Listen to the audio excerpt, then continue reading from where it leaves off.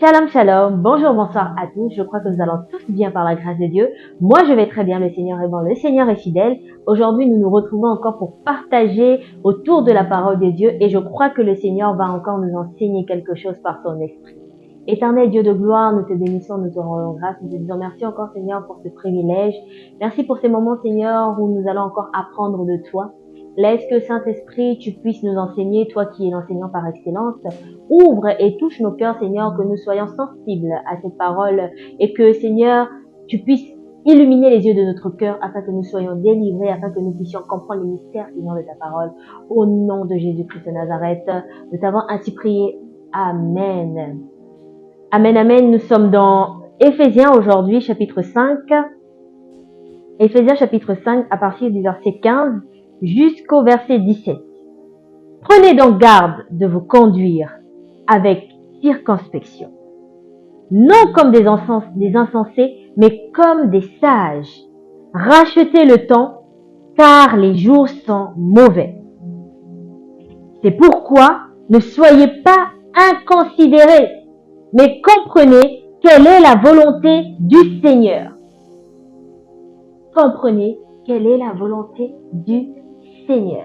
Nous bénissons la parole du Seigneur. Aujourd'hui, nous allons parler sur un thème qui est racheter le temps. Racheter le temps. Vous savez, l'une des choses que nous ne pouvons pas récupérer dans la vie est le temps. Le temps, lorsqu'il passe, il est irrécupérable. Raison pour laquelle nous devons avoir une bonne gestion du temps. Et il y a une raison à cela. Première des raisons pour laquelle nous devons racheter le temps, c'est que le temps est irrécupérable. Une fois qu'il est passé, nous ne pouvons pas revenir en arrière. Et c'est triste de voir des personnes qui utilisent mal leur temps. Dans le monde, c'est ce que nous voyons. Et même la nature nous enseigne. N'est-ce pas, les hommes disent que le temps, c'est de l'argent. Pourquoi? Parce que le temps a une valeur inestimable. Le temps est l'une des choses que l'homme doit gérer. En vérité, tout ce que l'homme peut rechercher dans la vie, il ne peut l'obtenir que s'il a une bonne gestion de son temps. S'il sait faire les choses au moment propice, au temps qu'il faut. En tout, tant que nous sommes sur la terre des hommes, tout ce que nous pouvons faire doit être en accord avec le temps, ou ne peut marcher que si nous sommes en accord avec le temps. La Bible nous dit ici que nous devons racheter le temps. Et il y a une raison à cela. Elle nous dit que nous devons racheter le temps parce que les jours sont mauvais. Les jours sont mauvais. C'est la raison pour laquelle toi, moi, l'Église, enfants de Dieu, nous devons racheter le temps. Aujourd'hui, il y a tellement de choses qui occupent notre vie, qui prend de notre temps. On a les réseaux sociaux, on a les distractions, on a les passions. En fait, tout ce qui peut nous occuper prend de notre temps. Et dans tout ça, est-ce qu'on se demande quelle est la place ou le temps qu'on accorde au Seigneur dans tout ça? Quel est le temps qu'on accorde à notre intimité ou à notre relation avec Dieu? La Bible dit, dans le verset qu'on vient de lire au verset 15, prenez donc garde de vous conduire avec circonspection, ça veut dire avec prudence. De vous conduire avec prudence, de ne pas agir n'importe comment, de ne pas être insensé, de ne pas prêter attention aux choses. Non comme des insensés, mais comme des sages. Nous devons être sages. Ça me fait penser à la parabole des 10 vierges.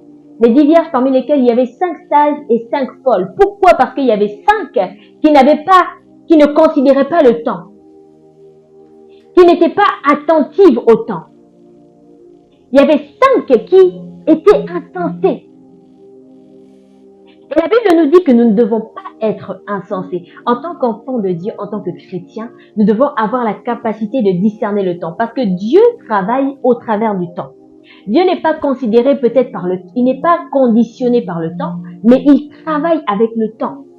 Et c'est pourquoi nous devons être en mesure de comprendre le temps, de discerner le temps, de calculer le temps ou de gérer le temps, avoir une bonne gestion de notre temps. Aujourd'hui, combien de temps nous passons sur les réseaux sociaux? Ne parlons pas de TikTok. Ne parlons pas d'Instagram. En fait, on peut être sur les réseaux sociaux en train de ne rien faire, si ce n'est que notre temps qui passe, sans rien faire de productif. Mais en tant qu'enfant de Dieu, quelles sont ces choses que nous pouvons faire qui peut être productif pour nous? Bien évidemment, c'est le temps que nous investissons dans la présence de Dieu ou dans les choses de Dieu. Le temps que nous passons avec Dieu. Et la Bible nous dit que nous devons être sages. Un sage, c'est une personne qui anticipe les choses, qui voit les choses de loin, qui sait comment gérer les choses, qui sait comment contrôler les choses. Il contrôle son monde, il contrôle son environnement. Rien ne l'étonne, rien ne le surprend. C'est ça un sage. Et c'est pourquoi on doit avoir cette capacité-là de gérer le temps. Pour gérer le temps, il faut avoir la sagesse, il faut être sage. C'est pourquoi la Bible nous parle des insensés et des sages. Parce que ceux-là qui gaspillent leur temps, parce que si tu es quelqu'un qui ne sait pas racheter ton temps, tu es donc quelqu'un qui gaspille ton temps. Alors, si tu es quelqu'un qui gaspille ton temps, tu es donc appelé insensé. Il dit racheter le temps car les jours sont mauvais. Il y a une raison. Nous voyons tout pour nous alarmer, pour nous alerter que ça ne va pas et que le Seigneur revient assurément dans bientôt. C'est une raison pour laquelle nous devons être attentifs. Nous devons faire attention et surtout avoir une bonne gestion de notre temps. Tu dois avoir une bonne gestion de ton temps. Parce que la Bible nous dit, le Seigneur viendra au moment où nous ne nous attendrons pas. Tu ne t'attendras pas. Il viendra comme un voleur au milieu de la nuit. C'est-à-dire, on ne s'attendra pas à sa venue. Et donc, si nous sommes des sages, nous saurons prendre en considération les signes qu'il nous a donnés, parce qu'il nous a donné des signes de son avènement.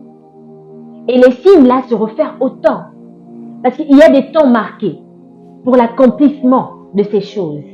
Et donc, tu dois ou nous devons avoir la sagesse qui consiste à discerner les temps, comprendre les mouvements, des choses qui se passent autour de nous, des choses que nous voyons, des choses que nous voyons, des choses que nous entendons. Nous devons avoir la sagesse de les comprendre, de les considérer, de les analyser et d'agir en fonction de ces choses. Il dit au verset 17, c'est pourquoi ne soyez pas inconsidérés. Donc ne soyez pas indifférents, ne soyez pas, soyez attentifs. Soyez attentifs, prêtez attention. Considérez ce que vous voyez, ce que vous entendez, ce que vous vivez. Parce que tout ça a un lien avec le temps. Le temps, tout ce qui se fait, c'est parce que ça doit se faire. C'est parce qu'il y a un temps qui a été fixé pour que ça se fasse. Et donc, si nous sommes des personnes qui prêtons attention au temps, nous n'allons pas être surpris. Nous allons considérer. Et nous allons comprendre quelle est la volonté de Dieu. La bonne gestion du temps te permet aussi de comprendre quelle est la volonté de Dieu. À quel moment tu dois faire ce que Dieu veut que tu fasses. Discerner quelle est la volonté de Dieu. Le temps, mes amis, est une chose qui ne s'achète pas, qui ne se rattrape pas. C'est pourquoi nous devons avoir une bonne gestion de son temps. Principalement parce que les jours sont mauvais. Principalement parce que Christ revient chercher son Église. Et si son Église est insensée, est insensible et ne considère pas le temps, elle sera surprise. Et donc, lorsque le Seigneur viendra, elle ne pourra pas être enlevée. Rappelez-vous de la parabole de ces 10 vierges. 5 folles et 5 sages. Les 5 sages ont pu aller avec les fous parce qu'elles ont su considérer le temps. Lorsque tu considères le temps, tu prévois les choses. Tu anticipes les choses. Tu n'es pas surpris. Tu anticipes. Tu anticipes parce que tu sais que tu attends quelque chose et que tu dois être prêt ou prête pour cette chose. Ma prière est que le Saint-Esprit puisse nous aider à avoir une bonne gestion du temps.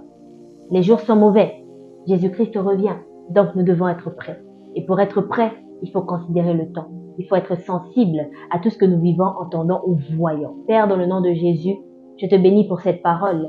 Laisse que, Seigneur, elle soit accompagnée de ton onction pour toucher, convaincre, pour éclairer, Seigneur, un cœur, afin de comprendre, Seigneur, ta pensée au travers de ce message. Ta parole nous dit, Seigneur, que nous devons racheter le temps car les jours sont mauvais. Aide-nous, Seigneur, à prendre au Saint-Esprit, à racheter notre temps, à bien gérer notre temps, à ne pas nous laisser distraire, Seigneur, par les choses de ce monde, à ne pas nous laisser distraire, Seigneur, par toutes les distractions que le monde des ténèbres a mis en place, Seigneur, pour nous faire manquer, Seigneur, ton avènement. Dans le nom de Jésus-Christ de Nazareth, Père, je te recommande, Seigneur, nos vies. Amen. Je vous souhaite une très bonne soirée, une très bonne journée et je vous dis à très bientôt. Soyez bénis dans le nom de Jésus. Shalom.